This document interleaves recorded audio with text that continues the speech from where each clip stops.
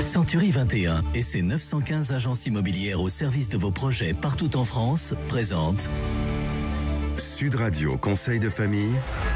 Voici Conseil de famille avec Stéphane Moller. Bonsoir. Bonsoir Philippe Rossi. Stéphane, vous êtes associé au sein du cabinet de gestion de patrimoine VIA. Chaque soir, nous parlons finance, immobilier, droit de la famille. Et ce soir, nous répondons à Thibaut qui nous demande s'il est opportun de placer ses liquidités en stablecoin. Stablecoin. Ouais, Stablecoin, voilà. Stablecoin. De quoi parle-t-il et puis surtout, quels conseils pourriez-vous lui donner? Alors, il faudrait que Thibaut écoute le dimanche à 13h notre émission Parlons Crypto sur l'antenne de Sud Radio. Mais voici ce dont nous parlons. Les stablecoins, comme vous le disiez, sont des cryptoactifs particuliers. Leur valeur ne fluctue pas. Elle reste stable par rapport à leur devise de référence. En fait, ce sont des espèces de crypto-dollars ou crypto-euros. Et ces actifs sont placés dans ce qu'on appelle la finance décentralisée sur les blockchains et génèrent des revenus régulier. Alors, quel intérêt de placer sa trésorerie en stablecoin? Eh bien, c'est le rendement qui est attractif.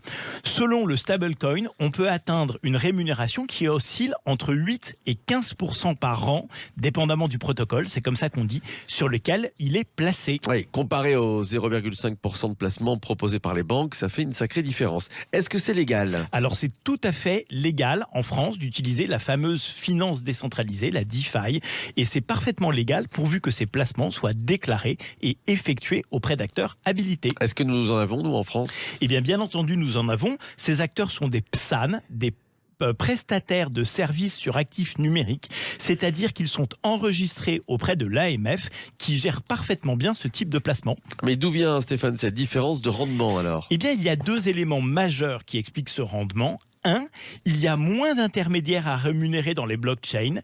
Les prêteurs vont donc directement prendre l'argent auprès des emprunteurs.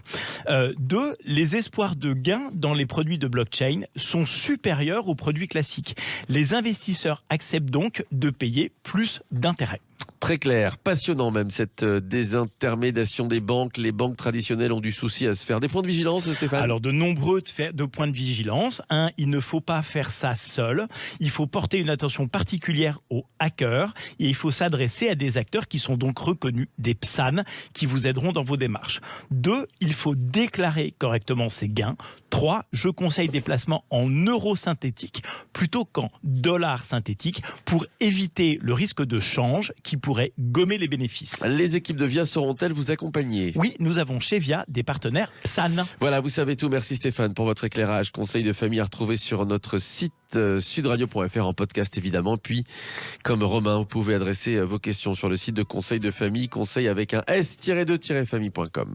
C'était Sud Radio Conseil de famille.